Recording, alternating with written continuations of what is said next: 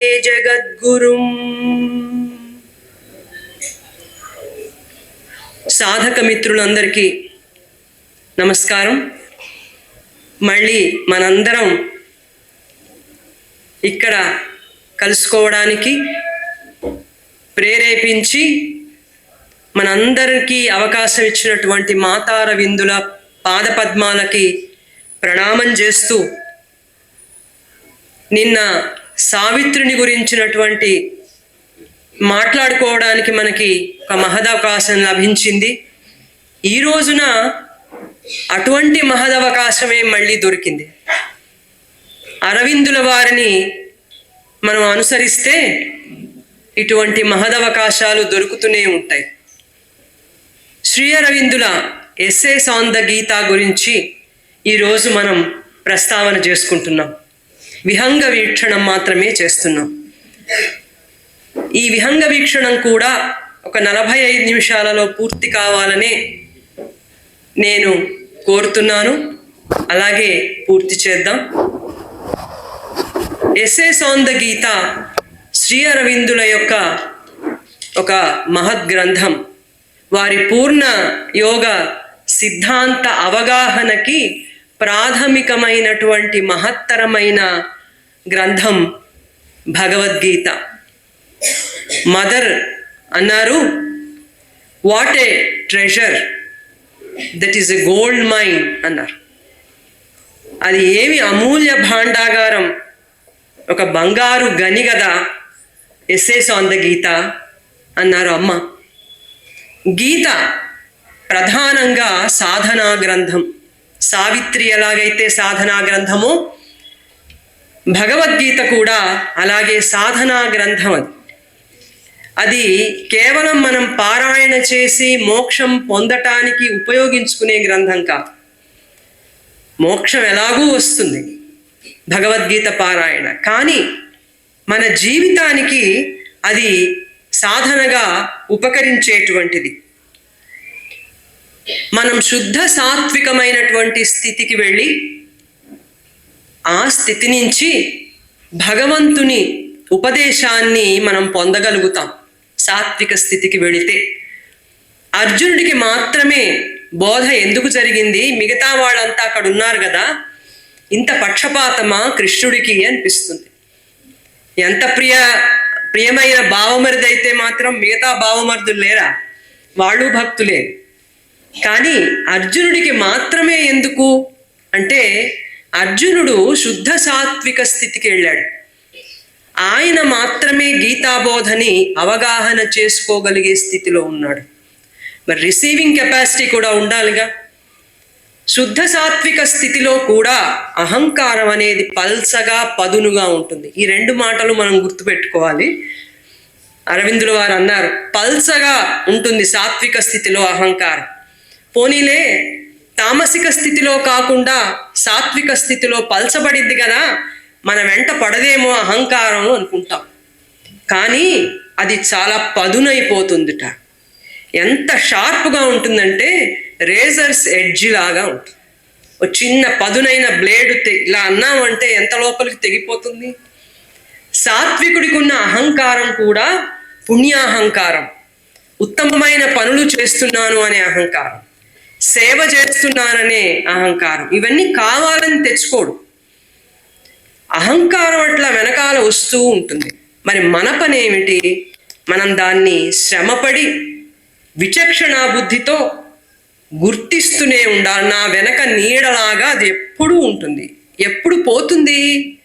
మనం పూర్తిగా ట్రాన్స్ఫార్మ్ అయిన తర్వాత, మన బాడీ, లైఫ్, మైండ్ అన్నీ ట్రాన్స్ఫార్మ్ అయిన తర్వాత అప్పుడు ఇక దాని పని అయిపోతుంది. అది కూడా ట్రాన్స్ఫార్మ్ అయి మనని వెంటాడడం మానేస్తుంది. ఇంకా అప్పుడు మనకు భయం అక్కర్లా, వెనక్కి తిరిగి చూడక్కర్లా, నాకు నా వెనక నీడుందా చూడక్కర్లా.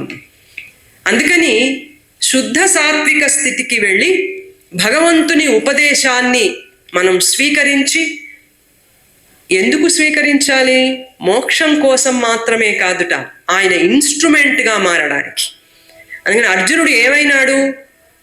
18 అధ్యాయాలు పూర్తయిపోయిన తర్వాత అర్జునుడు పూర్తిగా మార్పు కలిగింది ఆయన స్వభావంలో. మనం పని చేయాలంటే మనకి మార్పు కావాల్సింది ఎందులో? చైతన్యంలో కావాలి, ప్రకృతి మార్పు కూడా కావాలి. ప్రకృతి అంటే స్వభావం. అది కూడా పూర్తిగా డివైన్ అయితే తప్ప మన పనులలోకి అహంకారం, అజ్ఞానం అనేవి రాకుండా అప్పుడు మానేస్తాయి. ఎందుకంటే అవి ట్రాన్స్ఫార్మ్ అయినాయి. శ్రీ అరవిందుల యొక్క దర్శనంలో, ఆయన విజన్లో అహంకారాన్ని మనం నిగ్రహించం. నిగ్రహం అంటే సప్రెషన్, నియమించటం అంటే కంట్రోల్ చేయటం. ఈ రెండు మాటలు శ్రీ అరవిందులు మనకి చెప్పారు. కంట్రోల్ చేయటం అంటే సప్రెస్ చేయటంగా, నియమించటం.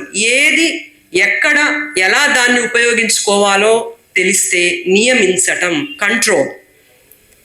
నిగ్రహించటం అంటే సప్రెస్ చేయటం. బలవంతంగా మనకి ఇంద్రియాలు అడ్డం వస్తున్నాయి, మనసు అడ్డం వస్తుంది నా మోక్షానికి, కాబట్టి వీటిని అణిచిపెట్టి ఎట్లాగొట్లా నేను ఆ మోక్షంలోకి వెళ్ళిపోవాలి అని ప్రయత్నం చేస్తే దానివల్ల లాభం లేదన్నాడు కృష్ణ పరమాత్మ. నిగ్రహం కిం కరిష్యతి అన్నాడు. నిగ్రహిస్తే ఏం లాభం? నిగ్రహిస్తే అది కూడా ఎక్కడో దాక్కుంటుంది, ఏ సబ్కాన్షియస్లోనూ. మనం ప్రమత్తంగా ఉన్నప్పుడు, మనం విజిలెంట్గా లేనప్పుడు అది మళ్ళీ వచ్చి దాడి చేస్తే మనం పైన ఉన్న వాళ్ళం కింద పడిపోవడానికి ఎక్కువ సమయం కూడా అవసరం లేదు. అందుకని మనం సాత్విక స్థితికి వెళ్ళటం, భగవానుని ఇన్స్ట్రుమెంట్గా ట్రాన్స్ఫార్మ్ కావడానికి ఆయన ఉపదేశం. అదే జరిగింది కదా భగవద్గీతలో. 18 అధ్యాయాలు అయిపోయిన తర్వాత అర్జునుడు ఏమన్నాడు? నష్టో మోహ స్మృతిర్లబ్ధ్వా త్వత్ప్రసాదాన్మయాచ్యుత స్థితోత్మి గత సందేహ కరిష్యే వచనంతవ. నాకు ఇప్పుడు మోహం పోయింది, ఆ విస్మృతి నుంచి నేను బయటపడ్డాను. పరమాత్మ, ఇప్పుడు నువ్వు ఏది ఆదేశిస్తావో నేను అది చేస్తాను. నన్ను యుద్ధం చేయమంటే యుద్ధం చేస్తాను. మొదటి అధ్యాయంలోకి మళ్ళీ నాకు అజ్ఞానంలో ఉన్న దుర్బలత్వం పోయింది. మొట్టమొదటి అధ్యాయంలో ఏమన్నాడు? నా వాళ్ళు కదా వీళ్ళంతా, నేను ఎలా చంపుతాను? భిక్షమెత్తైనా జీవిస్తాను, వాళ్ళు నన్ను చంపితే నేను చనిపోతా, నేను మాత్రం వాళ్ళ మీద ఆయుధం ఎత్తను.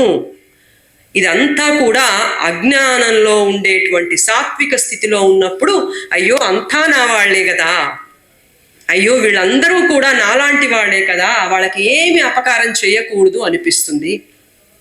అది కొంతవరకు నిజమైన భగవానుని చైతన్యం నుంచి, అది దుర్బలత్వం కృష్ణుడి చైతన్యం నుంచి. కాబట్టి ఆ దుర్బలత్వం నుంచి ఈ ఉపదేశం తర్వాత అర్జునుడు విముక్తుడై ఆయనకి శరణు పొంది, యుద్ధం చేయమన్నావా ఇంటికి వెళ్ళమన్నావా? ఇంటికి వెళ్ళమన్నావా అనలా, ఇంకే మనం అనుకుంటున్నాం ఏం చేయమంటే అది చేస్తా అని అనడానికి, ఏం చెప్పు పరమాత్మ ఆదేశం ఇయ్యి అన్నాడు ఆయన. అందుకని భగవద్గీత ఒక గొప్ప ఆధ్యాత్మిక కర్మలని ఎలా చేయొచ్చో మనిషి దాన్ని చూపించింది. ఎందుకంటే సాంప్రదాయంలో మనకి కర్మలని సన్యసిస్తే తప్ప మోక్షం లేదు అనేటువంటి ఒక సాంప్రదాయం ఉంది. అది సన్యాస సాంప్రదాయం. ఇంకొకటి కూడా ఉంది, అది యోగం. కృష్ణుడు ఆయన చెప్పాడు, 2 యోగాలు నేను సూర్యుడికి చెప్పాను. ఒకటి జ్ఞానయోగేన సాంఖ్యానాం, రెండవది కర్మయోగేన యోగిణాం. కర్మయోగులు ఆచరించే కర్మయోగం, జ్ఞానులు ఆచరించే జ్ఞానయోగం. ఈ 2 నేను ఒకనాడు సూర్యుడికి చెప్పాను. అటు మోక్షానికి 2 మార్గాలు ఉన్నాయి అర్జున అని చెప్పాడు. అందుకని కర్మలు మనకి మోక్షానికి అడ్డం రావు. మరి కర్మలు మోక్షానికి అడ్డం రాకపోతే మరి ఎందుకని ప్రపంచం అంతా ఇంత అజ్ఞానంలో ఉంది? ఎందుకుంది అంటే, మనం చేస్తున్నటువంటి ప్రతి పని, మనందరికీ తెలుసు కర్మలంటే పనులు. మనం చేసే చిన్న ప్రతి పని, నిద్ర లేచిన దగ్గర నుంచి నిద్రపోయేదాకా చాలా చిన్న పని కూడా మనని దైవం దగ్గరికి తీసుకెళ్ళిపోతుంది, కృష్ణుడి దగ్గరికి చేరుస్తుంది. ఎంత హాయిగా ఉంది. అందుకే పరమాత్మ కర్మలన్నింటినీ కూడా తీసుకొచ్చి ప్రపంచం కర్మలతో నడవాలి అని ప్రపంచంగా ఆయన వచ్చాడు. కాకపోతే ఈ కర్మలని ఇప్పుడు అహము, అజ్ఞానము నడుపుతున్నాయి. అవి చేతిలోకి తీసుకున్నాయి. పవర్ చాలా డేంజర్. మనకు తెలుసు, power is corrupt, absolute power is absolutely corrupts అన్నారు.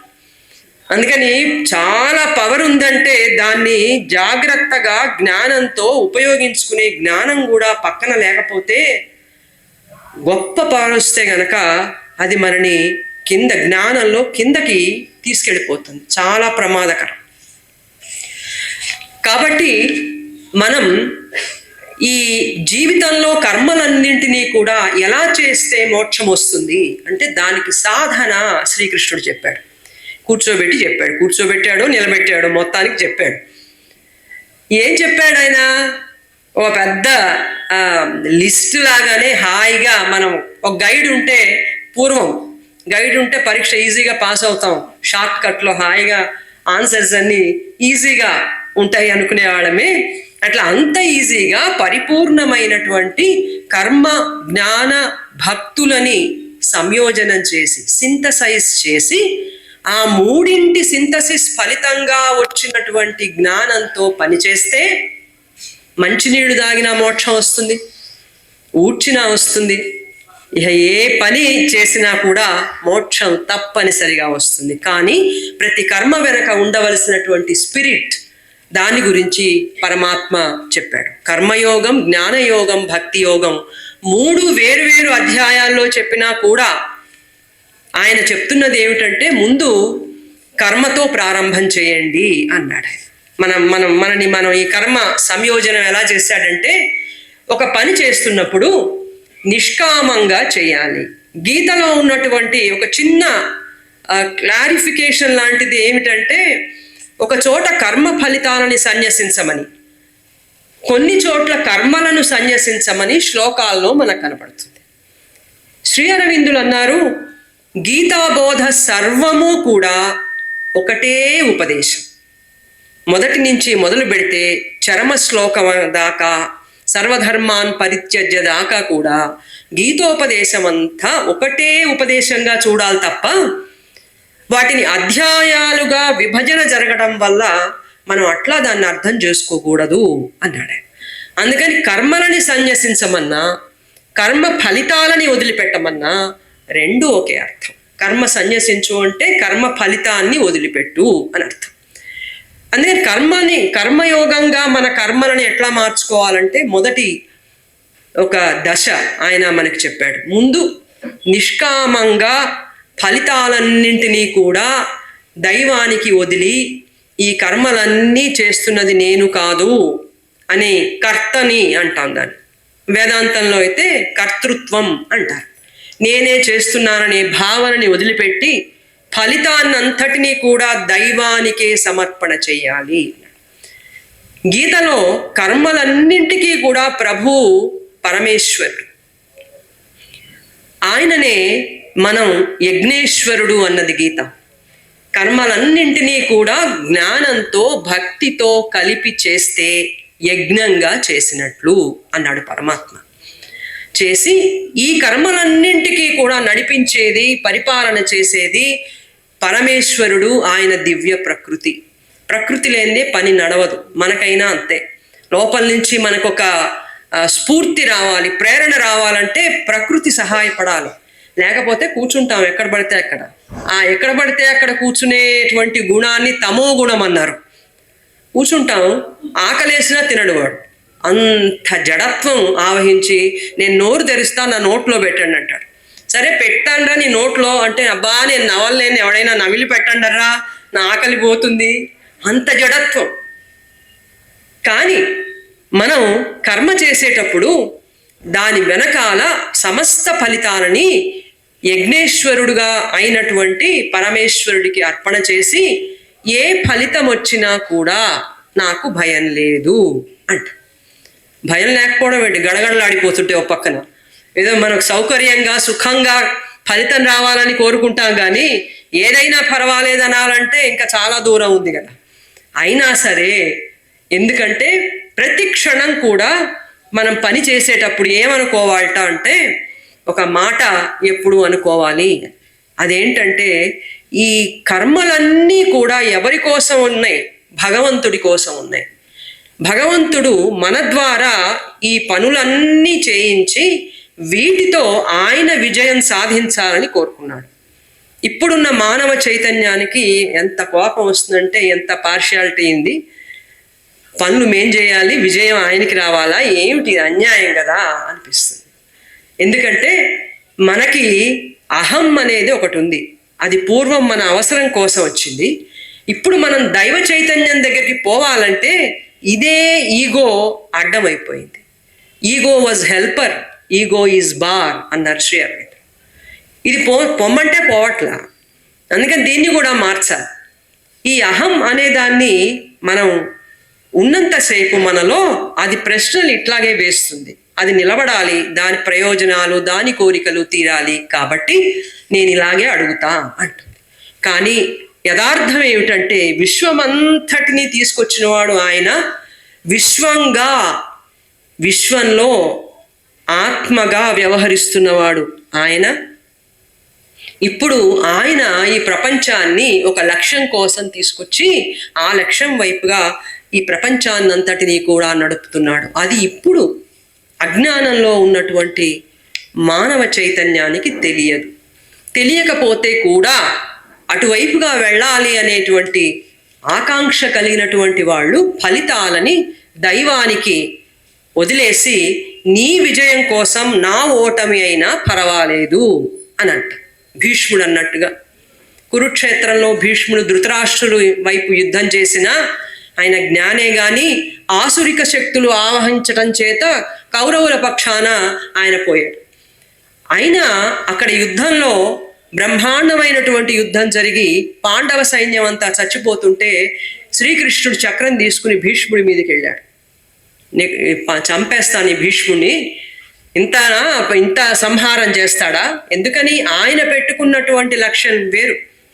అది పాండవులకి రాజ్యం ఇవ్వాలని కాదు. కౌరవ మహాసంగ్రామం అంతా కూడా ఆ సంక్షోభం నుంచి ఈ ప్రపంచం జ్ఞానం వైపుకి ఒక అడుగు ముందుకేయడానికి ఈ సంక్షోభం అవసరమైంది. తీసుకొచ్చాడు ఆయన. కాలోస్మి లోకక్షయకృత్ ప్రవృద్ధో లోకాన్ సమాహర్తుమిహ ప్రవృత్త. నేను కాలుణ్ణి అర్జున, నేను ఇప్పుడు ప్రపంచ సంహారం చేయడానికి నిలబడి ఉన్నాను. చూడు నా హృదయంలో, నా ఉదరంలో ఏం జరిగిందో. నువ్వు ఇప్పుడు చంపను అని వెళ్ళిపోయినా ఏం పర్వాలేదు, నేను ఇంకొక ఉపకరణాన్ని ఎన్నుకుని వాళ్ళతో భౌతిక భూమికలో ఈ సంహారం జరిగేట్టు చేస్తా. సూక్ష్మ భూమికల్లో ఈ కౌరవ సైన్యం, పాండవ సైన్యం ఎవరెవరు చనిపోవాలని నిర్ణయమై ఉందో వాళ్ళంతా చచ్చిపోయిన వాళ్ళే. బయటికి ఊరికే ఇప్పుడు నువ్వు బాణం వేస్తే వాడు కింద పడతాడంతే అని తన ఉదరంలో ఆయన సర్వ యుద్ధ ఫలితాన్నంతా కూడా అర్జునుడికి ఆయన చూపించాడు. అందరూ ఆయన పళ్ళల్లో దూరి చచ్చిపోతున్నారు, ఛిద్రమైపోతున్నారు కౌరవులంతా కూడా. వీడు చచ్చిన వాడని ఏదో చచ్చిన పావుని ఎందుకు చంపావు అంటాం మనం. మామూలుగా అయితే చచ్చిన పావుని కూడా ఎందుకు చంపుతావు అంటాం. కానీ చచ్చిన పాము సూక్ష్మ భూమికలో చచ్చిపోయారు వాళ్ళంతా. నిర్ణయం అయిపోయింది భగవానుడిది. ఇప్పుడు భౌతిక భూమిక మీద మాత్రమే వాళ్ళ మృతి చెందాల్సి ఉంది. కాబట్టి ఇది అయిపోయింది, నీ వల్ల వస్తున్నటువంటిది కాదు అని చెప్పి ఆయన అన్నాడు. అందుకని ఫలితం ఆయన ఏదో ఫలితాన్ని పెట్టుకుని విశ్వాన్ని మనుషుల్ని ఆయన తీసుకొచ్చాడు. అందుకని ఫలితాలని ఆయన వదిలిపెట్టడం. ఇక రెండవది, అలా ఫలితాలని ఆయనకు వదిలిపెట్టి మనం నిష్కామ కర్మ చేస్తుండగా మనకి ఇంకొక దశలోకి తీసుకువెడుతుంది ఈ నిష్కామ కర్మ. అది జ్ఞానము అన్నారు. ఆ జ్ఞాన దశ ఎలా ఉంటుందంటే సర్వంలోనూ మనం ఆత్మనే చూస్తాం. నాలో ఉన్న ఆత్మే విశ్వంలో పనిచేస్తోంది. మా ఇద్దరిలో ఉన్న ఆత్మ వంటిదే పరిపూర్ణమైన మరొక ఆత్మ ట్రాన్సెండెంటల్గా ఉన్నది అనేటువంటి అనుభవం కలిగినప్పుడు ఇక నాది నీది అనేటువంటిది కర్మ చేసేటువంటి వాళ్ళకి ఉండనే ఉండదు. ఈ జ్ఞానంతో పనిచేస్తాం. ఇట్లా జ్ఞానంతో ఫలితాలు ఆయనకు వదిలిపెట్టి పనిచేస్తుండగా మూడవ దశలోకి వెళ్ళిపోతాం. అది ఉత్తమమైన మహోత్కృష్టమైన దశగా భగవద్గీతలో పరమాత్మ చెప్పాడు. ఆ దశ భక్తి. ఈ రెండు రకాలుగా మనం కర్మ చేస్తున్నప్పుడు పరమేశ్వరుని యొక్క అనుభవం మనకు కలుగుతుంది. మనకి రెండు విషయాలు గీతలో పరమాత్మ చెప్పాడు. ఒకటి ఆత్మ చైతన్యం, రెండు మహేశ్వరుడు పరమేశ్వరుడు. ఈ పరమేశ్వరుడు ఎవడు? ఆత్మ చైతన్యం అంటే అది తనలో తనే రమిస్తూ సాక్షిభూతంగా ప్రకృతికి పనులు అప్పజెప్పి అనుమతించి పని చేయించేటువంటిది ఆత్మ. అది ఆత్మ పనుల్లోకి రాదు. పరమేశ్వరుడు అంటే ఎవరు? ఆత్మ చైతన్యమే పనులు చేసేటువంటి చేతనా ప్రకృతిగా వస్తే పరమేశ్వరుడు. ఆ పరమేశ్వరుడు ప్రతి వ్యక్తి హృదయంలో అంతర్వర్తిగా, ఆయన అంతరాత్మగా ఉండి మనని ఆయన పరిపూర్ణమైన చైతన్యం వైపుకు తీసుకెడుతూనే ఉన్నాడు. మనకి తెలియట్లా వెళుతున్నామని, మనం పడుతూ లేస్తూ ఎటుపోతున్నామో తెలియట్లేదని మనం అనుకుంటున్నాం. ఉపరితల చైతన్యానికి అదొక భయం. నేను ఎటుపోతానో, నేను స్వర్గానికి పోతానా నరకానికి పోతానా, ఏమిటో నాకు తెలిస్తే బాగుండు అంటే పైకి పోయిన వాడు రాడు, చెప్పడు. మనకి ఇప్పుడే పోవాలని ఏమంత ఉద్దేశం లేదు. ఎవడైనా వచ్చి చెప్తే చూద్దాం కానీ ఇప్పుడే మనం పోవడానికి ఇష్టం లేదు. కానీ మనకి తెలిసినా తెలియకపోయినా పరమాత్మ పరిపూర్ణ చైతన్యం వైపుగా మనం వెళుతున్నాం, తీసుకువెడుతున్నాం. ఇలా కర్మ, జ్ఞానం, భక్తి, పరమేశ్వరుడి పట్ల ఎంత ప్రీతి కలుగుతుందిట అంటే పనిచేసేటువంటి వ్యక్తికి ఆయనే నా ప్రియుడు. ప్రియుడు అంటే తప్పు మాట అసలు కానే కాదు. తప్పు అర్థంలో వాడటం మనమేం చేస్తాం? మనం ఉన్నతమైన అర్థంలోనే వాడదాం. కృష్ణుడు మనకి ప్రియుడు, ఆయన ప్రియమైన వాడు, మనం ఆయనకి ప్రియులం, ప్రియమైన వాళ్ళం. అంత ప్రేమిస్తాడు ఆయన. అందుకని భగవంతుని పట్ల పరమేశ్వర ఇంతగా నువ్వు ప్రపంచాన్ని పరిపాలన చేస్తున్నావా, నాకిప్పుడు అర్థమైంది అని ఆ భక్తి కలిగి కర్మ, జ్ఞానం, భక్తి ఈ మూడు కలిసిపోయి ఒక మహనీయమైనటువంటి యోగంగా మారిపోతుంది. ఆ యోగంతో మనం కర్మలు చేస్తే శ్రీ అరవిందులు అన్నారు, పరమాత్మ చెప్పిందే. మనం ఇక్కడ విహంగ వీక్షణం గనక శ్రీ అరవిందులు ఉదహరించిన భగవద్గీత శ్లోకాలు ఏవి మనం ఇక్కడ చెప్పుకోవట్లా, అరకొర అక్కడ మాత్రమే సమయాభావం చేత. శ్రీ అరవిందులు మొత్తం గీతోపదేశాన్ని అంతా కూడా ఆయన చక్కగా పరిశీలన చేసి పరమాత్మ ఏం చెప్పాడో ఆ భావాన్ని ఎస్సేస్ ఆన్ ద గీతాలో ఆయన తీసుకొచ్చి చూపించారు.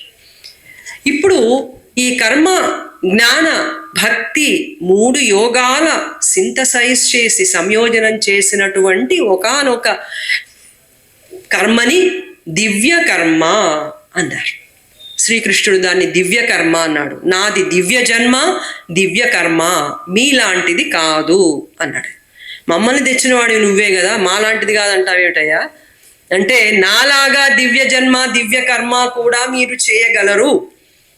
నేను చెప్పినటువంటి సాధన గనక చేస్తే, ఆ సాధన కర్మలని వదిలిపెట్టకుండా చక్కగా కర్మలనే ఉపయోగించుకుని చేసేటువంటి సాధన అని ఆయన అన్నారు. అందుకని మొత్తం గీతా సారం అంతా కూడా శ్రీ అరవిందులు ఆయన చెప్తూ దివ్య జన్మ, దివ్య కర్మ, భగవంతుడిది దివ్య జన్మ, ఆయన చేసేది దివ్య కర్మ, మనది కూడా దివ్య జన్మగా, మనం చేసే పనులు కూడా దివ్య కర్మలుగా, భగవంతుని ఉపకరణాలంగా మారడం కోసమే ఇన్ని కర్మలున్నాయి తప్ప పూర్వజన్మ పాపం వల్ల కానీ, ఇతరమైనటువంటి భావనలు కానీ భగవద్గీతకి సరిపడనటువంటివి, అటువంటి భావనలు అన్నమాట. ఇప్పుడు ఇంకొకటి ఆయన ప్రస్తావన చేశాడు. కొన్ని కాన్సెప్ట్స్ మాత్రం మనం ఇప్పుడు చెప్పుకుంటున్నాం.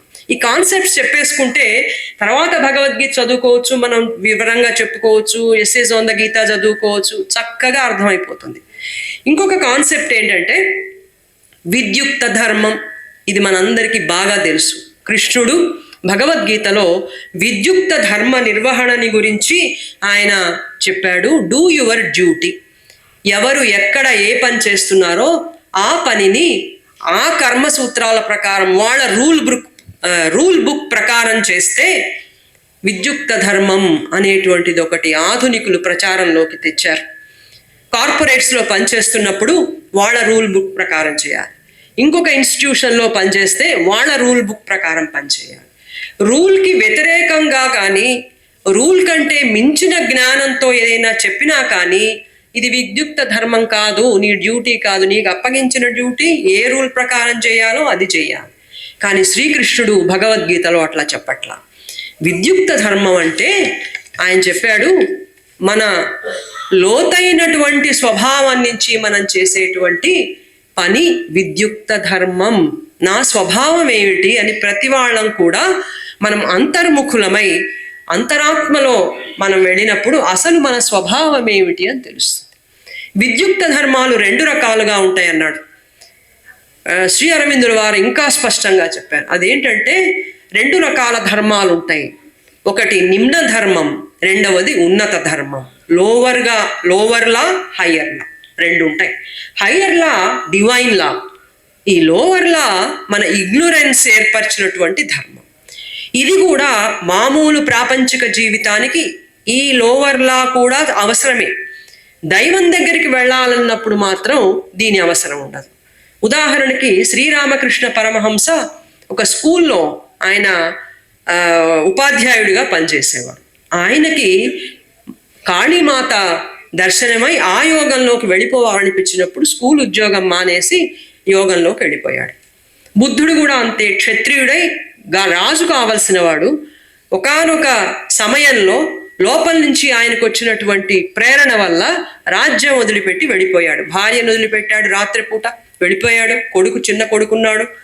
చూసిన మనకి గుండె ద్రవించి కన్నీళ్లు కారిపోతూ ఉంటాయి. ఎందుకంటే దుర్బలం, మానవ హృదయానిది దుర్బలమైన జాలి.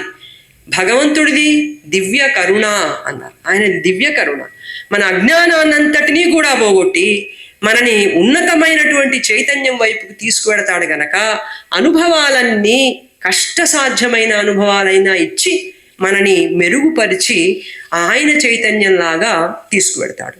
అందుకని విద్యుక్త ధర్మం అనేది ఉన్నత ధర్మం వైపుకు వెళ్ళాలన్నప్పుడు నిమ్న ధర్మాన్ని వదిలిపెట్టాలి. బుద్ధుడు కుటుంబాన్ని వదిలిపెట్టాడని మనం వదిలిపెట్టకూడదు. మనం ఉన్నత ధర్మంలో లేవు, మనం మామూలు ప్రాపంచిక ధర్మంలో ఉన్నాం. అందుకని మనకి జైలు, పోలీసులు తప్పనిసరి, కోర్టులు, ఆ తర్వాత అలిమోనీలు, ఇవన్నీ మనకి తప్పవు. ఎందుకంటే మనం నిమ్న ధర్మంలో ఉన్నాం. ఉన్నత ధర్మానికి వెళ్ళినప్పుడు ఈ కింద స్థాయి కుటుంబం కానీ ఇతరమైన అన్నీ వదిలిపెట్టడం అనేది విద్యుక్త ధర్మం అవుతుంది. అందుకని విద్యుక్త ధర్మం అనేది మనం ఏ ధర్మాన్ని ఏ వైపుకి వెడుతున్నాం అనేది దాన్ని బట్టి ఉంటుంది, కానీ రూల్ బుక్ని బట్టే పని చెయ్యాలి అని శ్రీకృష్ణుడు చెప్పలేదు. మరొకటి లోక సంగ్రహ కర్మ, ఇది కూడా మనం ఎక్కువ వింటాం. ఎందుకంటే కర్మణైవహి సంసిద్ధి మాస్థితా జనకాదయ అని చెప్పి లోక సంగ్రహమే వాపి సంపశ్యన్ కర్తుమర్హసి అన్న శ్లోకం మనం చూస్తాం. లోక సంగ్రహం కోసం ముక్తి వచ్చిన లోక సంగ్రహం కోసం పని చేయాలి. అట్లా లోక సంగ్రహం కోసం పనిచేసినటువంటి జనకుడు మొదలైనటువంటి వాళ్ళు మోక్షాన్ని పొందారు కనుక అర్జున, కర్మ చేయటం వల్ల మోక్షం రాదనేది నువ్వు వదిలిపెట్టు, ఆ కర్మ చేయటం ఎట్లాగో తెలుసుకో. లోక సంగ్రహ కర్మ చెయ్యాలట. మోక్షం వస్తే ఎటో వెళ్ళిపోతాం అనుకుంటాం. మనసు రకరకాల భావనలు క్రియేట్ చేస్తుంది, ఇమేజరీస్ ఉంటాయి దానికి. నేను ఎక్కడికి పోతాను అంటే మోక్షం అంటే ఏమిటి, ఏదో ఊహిస్తుంది. మోక్షం అంటే ఏం తెలుసు, ఏం తెలియదు, అది అనుభవంలో తెలియాల్సి. అందుకని మోక్షం అనేది ఏమిటో దీనికి ఏమీ తెలియదు. కానీ మోక్షం అంటే ఆత్మ చైతన్యాన్ని కలిగి ఉంటే మోక్షం. అట్లా ఆత్మ చైతన్యాన్ని కలిగి ఉన్నటువంటి యోగులు వాళ్ళు ముక్తులు, వాళ్ళని ముక్తులు అంటారు. జీవన్ముక్తులని కూడా అంటారు. వాళ్ళు మామూలుగానే ఉంటారు మనకి మళ్ళీని, కానీ వాళ్ళ అంతరంగంలో ఉన్నటువంటి ఆ జ్ఞాన ప్రకాశం వల్ల వాళ్ళు ముక్తులైనారు. ఇప్పుడు లోక సంగ్రహ కర్మ ఎలా చేయాలి? శ్రీ అరవిందులు గొప్ప అర్థం ఇచ్చారు దీనికి. పూర్వ వ్యాఖ్యానాలు లోక కళ్యాణ కర్మలు అని అర్థం చెప్పాయి. లోకానికి పనికొచ్చే శుభస్కరమైనటువంటి పనులు చేయాలి జ్ఞాని అని. కానీ శ్రీ అరవిందులు అన్నారు, మొత్తం గీతాబోధ అంతా కూడా చూసినప్పుడు లోక సంగ్రహ కర్మ అంటే లోక అంటే ప్రపంచం, సంగ్రహం అంటే పట్టి ఉంచటం అని అర్థం, కర్మ అంటే చెయ్యటం. ఇప్పుడు ఈ ముక్తుడైనటువంటి జ్ఞాని ఏం చేయాలి? లోకాన్నంతటినీ కూడా పట్టి ఉంచి ఇది ఒక గందరగోళంలో విభ్రమంలో పడిపోకుండా దైవం ఒకానొక ఆదర్శమైనటువంటి స్థితికి ప్రపంచాన్ని తీసుకెళ్లాలని ఆయన లక్ష్యం. ఇది మనం చూడాలి అన్నారు. ఇది కనపడితేనే లోక సంగ్రహ కర్మ అంటే అర్థం ఏమిటో మనకు తెలుస్తుంది. దైవం సుదూర ఆదర్శం వైపుగా ప్రపంచాన్ని, వ్యక్తిని తీసుకువెడుతున్నాడు. ఆ ఆదర్శం చాలా దూరంలో ఉంది. ఆ ఆదర్శానికి చేరుకోవడానికి ఈ సంఘర్షణ అనేది ఒకటి పరమాత్మ తీసుకొచ్చాడు. ప్రపంచంలో సంఘర్షణ, అజ్ఞానం, కల్లోలాలు, దుఃఖం, ఇటువంటివన్నీ కూడా వ్యతిరేకమైనటువంటి శక్తులు కలిగిన చైతన్యాలు తీసుకొచ్చాడు ఆయన. వీటి ద్వారానే మనం వెళ్ళాలి, ఈ మార్గం ద్వారానే వెళ్ళాలి మనం అని చెప్పి పరమాత్మ అనుకున్నాడు. కాబట్టి లోక సంగ్రహ కర్మ అంటే ముక్తుడైనటువంటి జ్ఞాని తన ప్రభావం ద్వారా, తన ఉదాహరణ ద్వారా, తర్వాత తను పెట్టుకున్నటువంటి కొన్ని ప్రమాణాల ద్వారా లోకానికి ఆదర్శంగా పనిచేయాలి. ప్రమాణాలు పెట్టుకుని పనిచేస్తే కనబడుతుంది. కొన్ని స్టాండర్డ్స్ పెట్టుకున్నాడు అనుకోండి, మనకి బయటికి కనబడతాయి. తర్వాత ఉదాహరణగా కర్మలన్నిటినీ ఎలా చేస్తున్నాడు అంటే పనులన్నీ మనకి మళ్ళీనే చేస్తాడు. ఉన్న పనులన్నీ ఇవేగా. ప్రపంచంలో ఏమైనా కొత్త పనులు ఉన్నాయా? అంతా భోంచేస్తాం, నిద్రపోతాం, పరిపాలనలు చేస్తాం, దేశ సేవలు చేస్తాం, ఉత్తమ కర్మలు చేస్తాం, అన్నీ ఇవే కర్మలు. జ్ఞాని కూడా ఇవే చేయాలి. కానీ జ్ఞాని ఎట్లా చేస్తాడు? ఈ గందరగోళంలో ప్రపంచమంతా సుదూరమైన దైవాదర్శం వైపుగా పోవడానికి ఇది గందరగోళంలో పడుతూ ఉంటుంది. పెద్ద పెద్ద సంక్షోభాలు వస్తాయి. ఇప్పుడు చూసే యుద్ధాలు కావు. ఇప్పుడు మనం చూస్తున్న ప్రపంచంలో యుద్ధాలు మనకి ఇప్పటికే గుండె పగిలేటట్టు ఉంటాయి. ఎందుకంటే మనం అజ్ఞానంలో ఉన్నాం. మనకి ఇంతకంటే మించిన పెద్ద పెద్ద సంక్షోభాలు వస్తాయి. ఆ సంక్షోభాలలో ప్రపంచం అంతా నశించిపోకుండా, అది గందరగోళంలో పడిపోకుండా తన ఉదాహరణ ద్వారా, ప్రభావం ద్వారా జ్ఞాని, ముక్తుడు ప్రపంచాన్ని పట్టి ఉంచి ఎటు అటు పోకుండా ఈ మూడింటి ద్వారా దైవాదర్శం వైపు తీసుకెళ్తాడు అని శ్రీ అరవిందులు డిఫైన్ చేశారు. మరి ప్రభావం ఎట్లా కనిపిస్తుంది? ఆ ముక్తుడు మనకి మళ్ళీ మామూలుగా ఉంటాడు. మనకంటే ఇంకా చాలా వినయ విధేయతలతో ఎక్కడో కూర్చుంటాడు అంతే. ఏమి మనం చూస్తే ఈయన ముక్తుడంటే బాహ్య చిహ్నాలు ఉండాలి కదా, ఏదో ఉండాలి బయట అందరికీ కనపడడానికి. కానీ అవేమీ లేనటువంటి ముక్తుడు అట్లా తీసుకువెళ్ళి దైవాదర్శం వైపు తీసుకువెళ్ళాలి. ప్రభావం అనేది అంతరంగానికి సంబంధించింది. గీతాబోధ అంతా కూడా అంతరంగ జ్ఞానాన్ని బోధిస్తున్నది. అంతరంగంలో మనం అహానికి సంబంధించినటువంటివన్నీ కూడా త్యజించటం పేరు కృష్ణుడు త్యాగం అన్నాడు. త్యాగం చేయాలంటూ ఉంటాం. త్యాగం చేయాలనే ఉంటుంది, కానీ ఆ తర్వాత వచ్చే దుఃఖం ఉంటుంది. అయ్యో నేను త్యాగం చేశా, బోల్డ్ అంత త్యాగం చేశా, ఒక్కడు గమనించడు, ఒక్కడు పట్టించుకోడు, ఒక్కడు మళ్ళీ నాకేం చేయడు అని వెంటనే దుఃఖం వస్తే దాని పేరు త్యాగం కాదన్నారు. అది అహం దుఃఖం రూపంలో వస్తుంది, డిప్రెషన్ రూపంలో వస్తుంది, అతిశయం రూపంలో వస్తుంది, పవర్ రూపంలో వస్తుంది. అది సర్వాంతర్యామి విరాట్ స్వరూపం అన్నమాట. వామనమూర్తి విరాట్ స్వరూపుడైనట్టుగా అజ్ఞానంలో ఈ అజ్ఞానం విరాట్ రూపంతో రకరకాల రూపాలతో వెంట పడుతూనే ఉంటుంది. కనుక దీన్ని మనం గుర్తించటం సాధన, ధ్యానం. మన అంతరంగంలోకి మనం వెళ్ళి మన రియాక్షన్స్, ఈగో ఇదంతా ఎలా పనిచేస్తుందో తెలుసుకోవడం అనేది ధ్యానం అన్నారు. ఇట్లా లోక సంగ్రహ కర్మ అని భగవంతుడు కూడా కర్మలు చేస్తున్నాడు. కృష్ణుడు చెప్పాడు, నేను పని చేయటం లేదనుకుంటున్నావా అర్జున? నువ్వే చేస్తున్నావు అనుకుంటున్నావా? నువ్వంటే మనం కూడా లోకం అంతా. నువ్వేనా పని చేస్తున్నది? నేను చేస్తున్నా. నమే పార్థాస్తి కర్తవ్యం త్రిషు లోకేషు కించినః నానవాప్తమవాప్తవ్యం వర్తయేవచ కర్మణి. ఈ 3 లోకాలలో నేను పొందాల్సింది లేదు, పొందనిది లేదు, నాకు కావలసినది లేదు. 3 లోకాలు అన్నీ ఉన్నాయి నాకు. అయినా నేను ప్రపంచ పరిపాలన, సృష్టి నడిపించటం, ఉన్నత దిశగా ప్రపంచాన్ని తీసుకెళ్లడం, సంక్షోభాలలో పడిపోయిన ప్రపంచం నశించిపోకుండా నిలబెట్టడం, ఇంత పెద్ద కర్మ నేను చేస్తున్నాను. కాబట్టి నేను కర్మ చేస్తుంటే నువ్వెందుకు చెయ్యవు అని అన్నాడు. నేను కర్మ చేయకపోతే ఏమవుతుంది? మమ వర్త్మానువర్తంతే మనుష్యాః పార్థ సర్వశః అన్నాడు. నేను గనక కర్మ చేయకపోతే మనుషులంతా నన్నే ఉదాహరణగా తీసుకుని వాళ్ళు కర్మలు చేయరు. ఆ మానవ చైతన్యం అట్లాగనే ఉంటుంది. అది చూస్తుంది. చేయకపోవటం, వాడు చేయకపోతే నేను చేయను, వాడు చేస్తే నేను చేస్తాను. సాధారణ మానవ చైతన్యంలో అట్లా ఉంటుంది. అందుకని కృష్ణుడు చెప్తున్నాడు, మమ వర్త్మానువర్తంతే అని చెప్పి నన్నే వాళ్ళు అనుసరిస్తారు గనక నేను కర్మ చేస్తున్నాను. కర్మ చేయడం తప్పనిసరి. కర్మలని సన్యసించటం కంటే కర్మయోగో విశిష్యతే, కర్మయోగం చేయటమే గొప్పది కర్మ సన్యాసం కంటే. కర్మ సన్యాసం వల్ల కూడా మోక్షం వస్తుంది. అయినప్పటికీ కర్మలని సన్యసించటం కంటే కర్మలని చేయటమే గొప్పది అని అన్నాడు. అవతార తత్వాన్ని గురించి శ్రీ అరవిందులు చాలా గొప్పగా చెప్పారు. అవతారం ఎందుకు వస్తుందో మనకి ఒక భాగం మనకు తెలుసు. దుష్ట శిక్షణ, శిష్ట రక్షణ కోసం వస్తుంది. కానీ శ్రీ అరవిందులు అన్నారు, ఇంకొక గొప్ప ప్రయోజనాన్ని అవతారం నెరవేరుస్తుంది. అదేమిటంటే, పైనుంచి పరమాత్మ కిందికి దిగి వచ్చి మానవ రూపంలో మానవుడికి దగ్గరగా ఉండి అతని చైతన్యాన్ని తన చైతన్యంలోకి పైకి తీసుకువెడతాడు. కిందికి దిగొస్తాడు, మానవుడిని తన చైతన్యానికి తీసుకువెళ్ళిపోతాడు. రాముడు, కృష్ణుడు కూడా అదే పని చేశారు.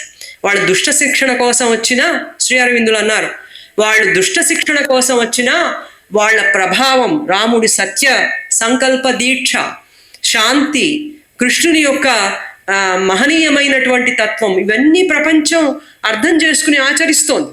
అందుకని అవతార తత్వం రెండు రకాలుగా ఉంటుంది. దుష్ట శిక్షణ, మానవుడిని పైకి తీసుకువెళ్ళడం అనేది. ఒక శ్లోకంలో మాయ అనేటువంటి మాటని మనం చూస్తాం. అదేమిటంటే, అజోపిసన్ అవ్యయాత్మ భూతానామీశ్వరోపిసన్ ప్రకృతిం స్వామధిష్టాయ సంభవామాత్మమాయయా అన్నాడు. నేను నాశనం లేని వాడిని, శాశ్వతుడిని అయినప్పటికీ కూడా నేను నా ప్రకృతిని అధిగమించి, అధిష్ఠించి, స్వాధీనం చేసుకుని మళ్ళీ మళ్ళీ నేను పుడుతున్నాను నా యోగ మాయ చేత అన్నాడు. ఈ మాయ శబ్దం మామూలుగా మనం వింటున్నటువంటి మాయేనా? మాయ అనే మాటను మనం ఎట్లా వింటాం?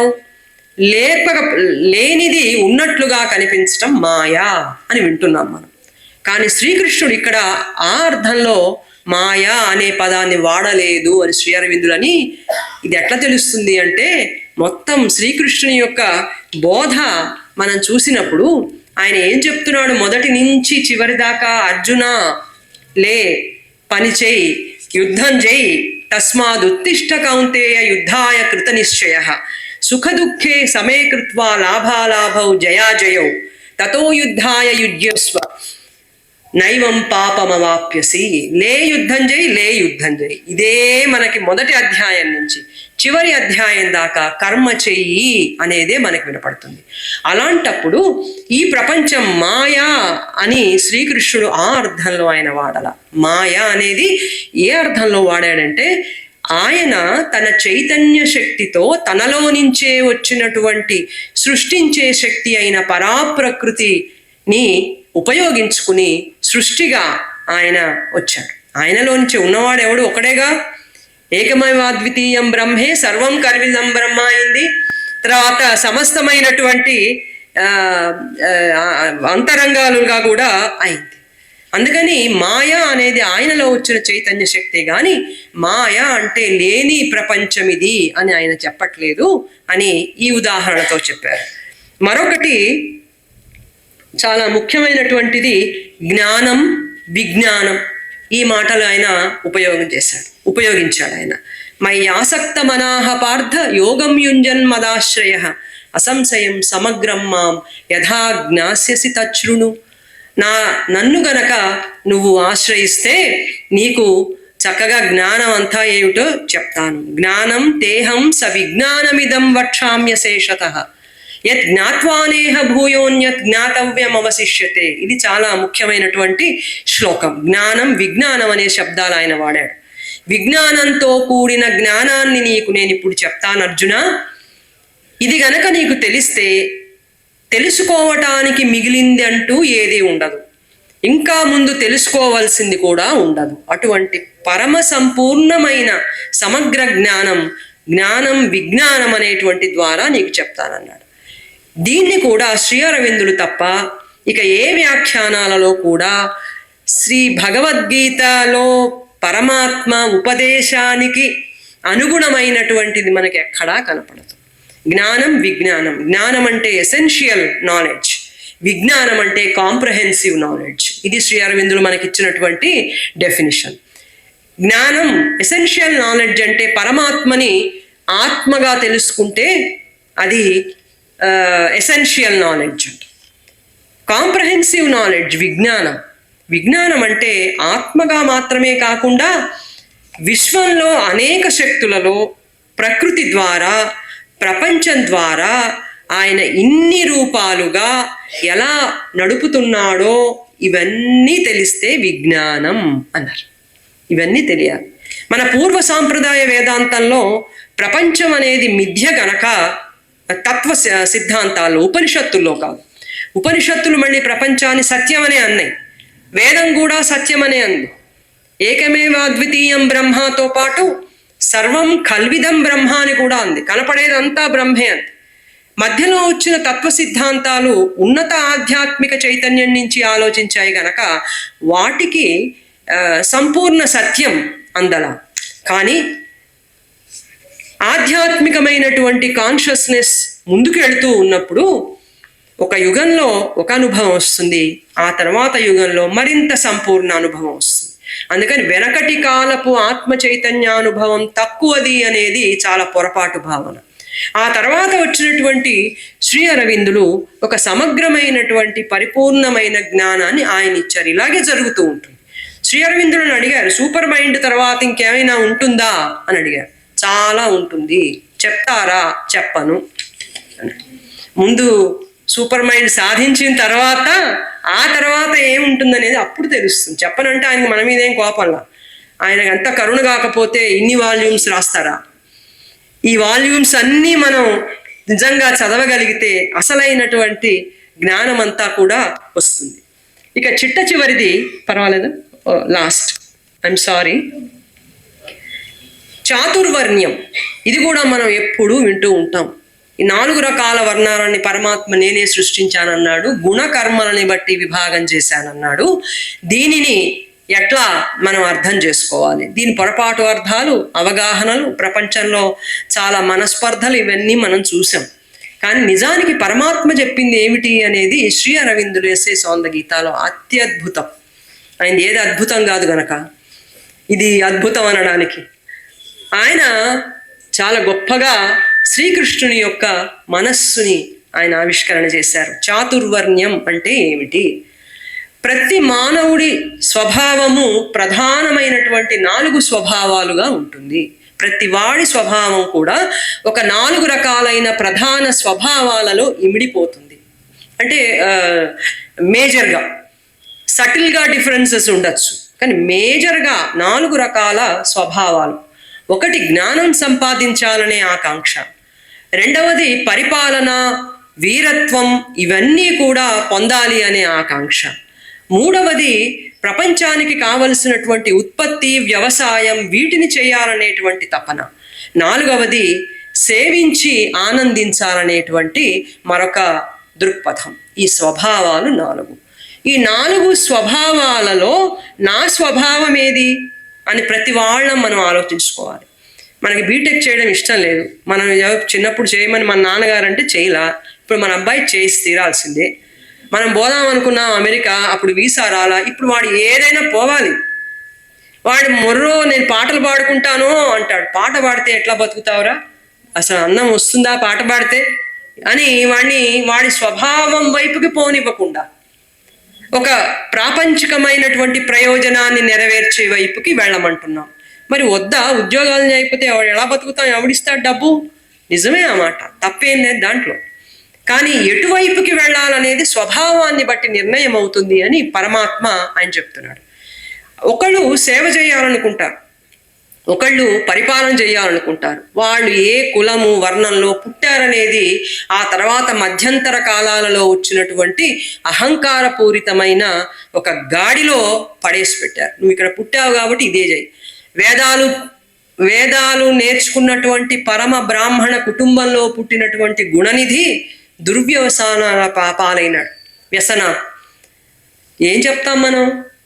అట్లా వర్ణాన్ని బట్టి కాకుండా లోపల నా స్వభావం ఏం చెప్తోంది అని పరిశీలన చేసి ఆ స్వభావాన్ని బట్టి ఆ రకమైన కర్మని ఎన్నుకుంటే మనం మోక్షం సాధిస్తాము అని చాతుర్వర్ణ్యాలు స్వభావాలు అని శ్రీ అరవిందులు మనకి చెప్పారు.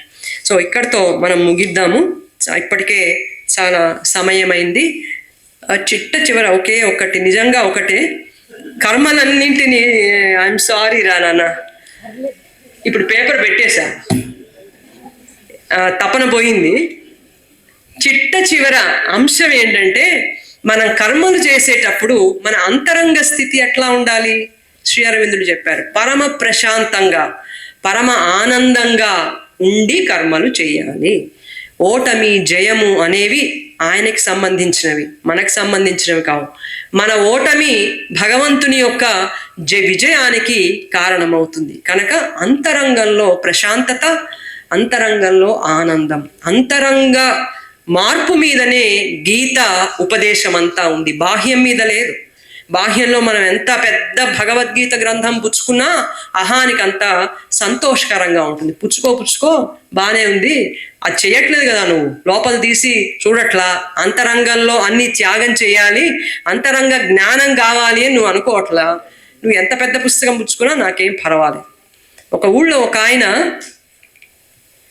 లేస్తున్నాను శ్రీనివాస్ గారు, మా అమ్మాయికి క్షమాపణ చెప్పా, ఇప్పుడు మా శ్రీనివాస్ గారు ఉన్నారు, ఆయన కూడా చెప్తున్నా, నిజంగా లేస్తున్నా.